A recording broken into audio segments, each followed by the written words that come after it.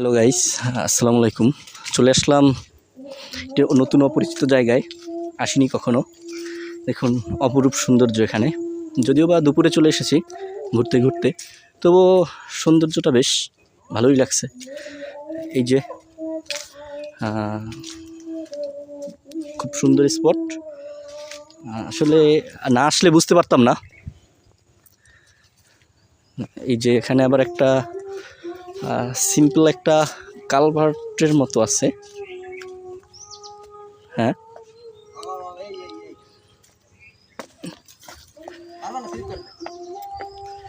এই যে সিম্পল একটা কালভার্টের মতো আছে। জাস্ট এই যে এখানে আগে এটা ছিল কিন্তু ভেঙে গিয়েছে।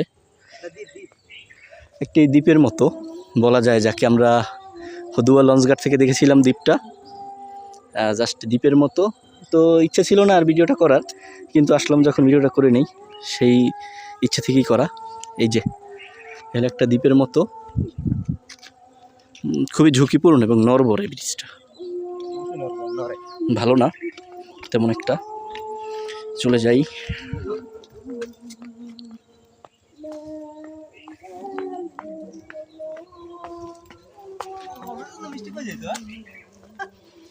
এই যে চলে যাচ্ছি হদুয়া থেকে গাইস, পরে হয়তো আবার কোথাও দেখা হবে কোনো এক জায়গায়। অবশ্য ঘুরতে ঘুরতে আসা, এক ফ্রেন্ডের বাড়িতে আসা, সেখান থেকে দিকেই আসা। আসলে না আসলে বুঝতে পারতাম না এখানকার সৌন্দর্যটা।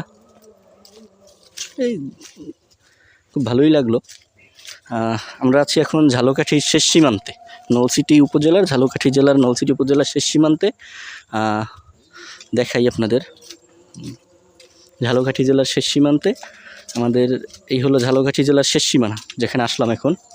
আর কিছু দূর নদীটা পার, একটা নদী আছে ছোট, নদীটার ওপার গেলে বরগুনা।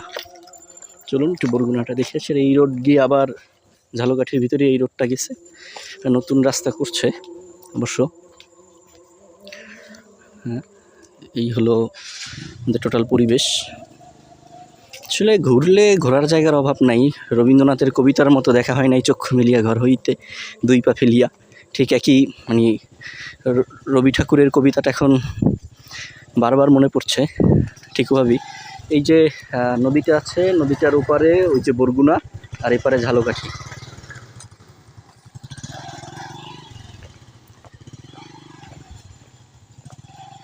যে আশা করি ওই দ্বীপটার সাথে মিলিত আছে একটা স্থান নিয়ে।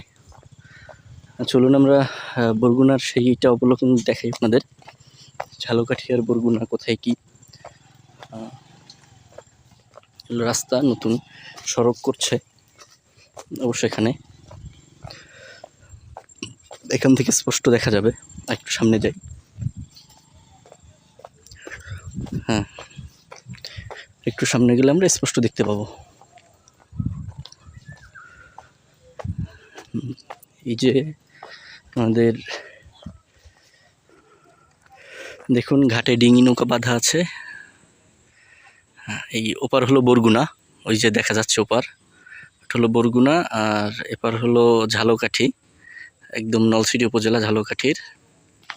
তো গাইস, আজকে পর্যন্তই। আবার হয়তো বা কোনো দিন কোনো একটি নতুন স্থানে দেখা হবে, সেই ভরসা নিয়ে ইনশাল্লাহ আবার আপনাদের সাথে কোথাও নতুন একটা জায়গায় গিয়ে হাজির হব আপনাদের সাথে। আজকে পর্যন্তই, আল্লাহ হাফিজ।